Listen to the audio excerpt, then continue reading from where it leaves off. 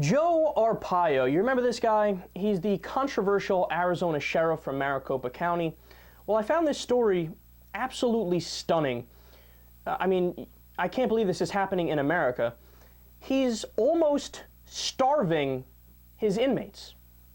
He tweeted the Thanksgiving meal that they got, and it only cost 56 cents, and it's all vegetarian. So he's forcing everybody to be vegetarian in his jails, and the meal only costs 56 cents. Now, even, I get it, like, you know, for whatever reason, they go to a cheap distributor, and it is cheap no matter what, but 56 cents, that's really cheap, so obviously they can't be getting really big enough portions. And perhaps the crazier part is that this is splurging for them. The holiday meal was 56 cents. The average meal at the jail costs between 15 cents and 40 cents, and they're only allowed to eat twice a day. So a lot of these people are living on 30 cents worth of food per day. That's not starving your inmates? That's not cruel and unusual punishment, which would make it unconstitutional under the 8th Amendment of the United States Constitution? I mean, come on, man, that's gotta be cruel and unusual punishment.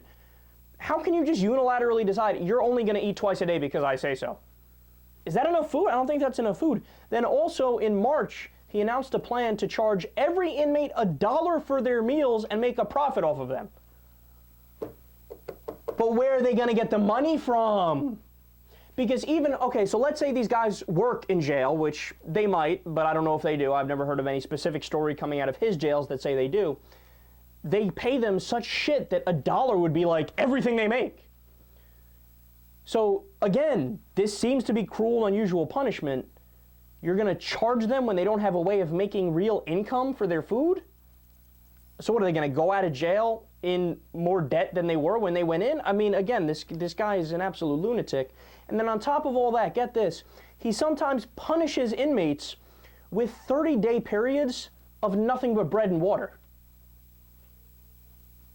Again, I don't understand how this is not unconstitutional, and I don't understand how somebody hasn't stepped in to stop this madness. And understand, I don't have any love for the prisoners, okay?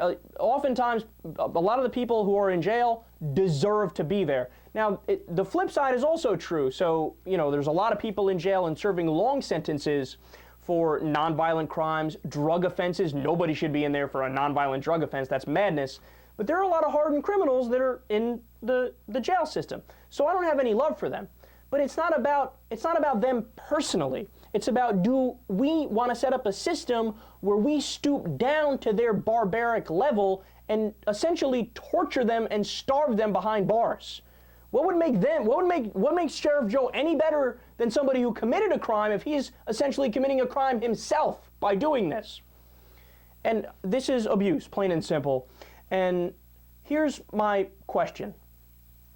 Is it more likely or less likely now that when these guys get out, they'll commit another crime and then be right back in jail?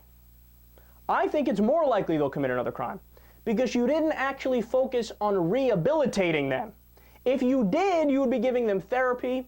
You would be, you know, having them do some sort of social interaction and have like some sort of a schedule set up where they improve themselves as human beings, right? Whether you gather in groups and you have conversations, or you do therapy, or you have different sporting events at the jail, or whatever it is. I'm not saying they live a lavish, you know, great lifestyle. They're still going to spend a lot of time behind bars by themselves to think about what they did. But you have to work towards rehabilitation, or else we're just going to keep having people go back into jail. And who wants that to happen? And I understand. In some cases, yes, you should do just punishment for the most egregious of crimes. And in a lot of cases, you do a mix of punishment and rehabilitation. But oftentimes, you should also, for certain people, you should just do pure rehabilitation. But for somebody to treat prisoners like this, it shows it's not even a concern of his. He's doing it more for his own sick, twisted fantasies. He wants retribution or revenge, and he himself is a screwed up guy, and he's putting that on others and breaking the law in the process.